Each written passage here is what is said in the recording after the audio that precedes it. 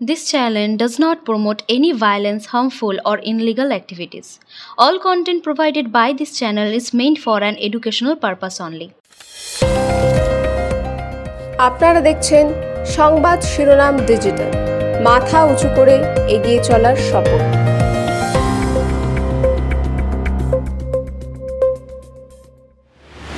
নমস্কার, সংবাদ শিরোনামের পর্দায় আপনাদের সকলকে স্বাগত। বিশেষ প্রতিবেদন নিয়ে আমি অঙ্কন। বলিউডের জনপ্রিয় সিনেমা বাজিগরে শাহরুখ খান যে কথা বলেছিলেন তা নিশ্চয়ই সকলের মনে আছে।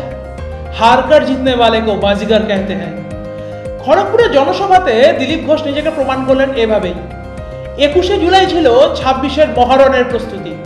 শহীদ দিবসের পাল্টা হিসেবে রাজ্যের পথে নেমেছিল বিরোধী শক্তি বিজেপি। উত্তরবঙ্গ অভিযান করেছিলেন শুভেন্দু অধিকারী। অন্যদিকে খড়গপুরে বিশাল জনসভা করেছেন দিলীপ ঘোষ। বিরোধী দলের এই জোড়া আক্রমণে কি কোণঠাসা হয়েছে শাসক দল তৃণমূল কংগ্রেস? চোখ রাখুন আমাদের সঙ্গে। দিলীপ ঘোষ, যাকে নিয়ে কানাঘুষে শোনা যাচ্ছিল দলের অন্দরে যে তিনি দীঘার জগন্নাথ মন্দির দর্শনে গেছেন দল বদলের জন্য, কিন্তু নিন্দুকের মুখে ছাই ফেলে দিলেন মেদিনীপুরের এই জননায়ক। তার দলের প্রতি আনুগত্য, বিশ্বসত্তা এবং সুখে দুঃখে পাশে থাকার নীতি যে কোনো রাজনৈতিক কর্মী সমর্থকদের কাছে আদর্শ। এদিন তিনি বক্তব্য রাখতে গিয়ে বলেছেন যে কিছু কিছু মানুষের থেকে তফাৎ রাখতে। চাটুকার সাংবাদিক সাবধান থাকবেন, ভ্রষ্টাচারী নেতা এর থেকেও সাবধান থাকবেন। বিজেপি যারা বসে আছে কারো নামে কোনো কমপ্লেন করতে পারবে না কেউ। খড়গপুরের জনসমাবেশে দিলীপ ঘোষ সরাসরি বিঁধলেন শাসক দলের নেতৃত্বকে। তিনি কটাক্ষ করলেন তাদের শহীদ দিবস পালনকে। তিনি জানালেন বিজেপির উত্থান এবং শক্তি বৃদ্ধির কথা। একই সঙ্গে কুণাল ঘোষকে তীক্ষ্ণ বাক্যবাণে আক্রমণ করেছেন তিনি।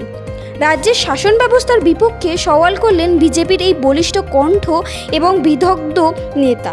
শাসক দলের দুর্নীতির বিপক্ষে সোচ্চার হন দিলীপ ঘোষ। বিজেপির কর্মী এবং সমর্থকদের উজ্জীবিত করলেন তিনি।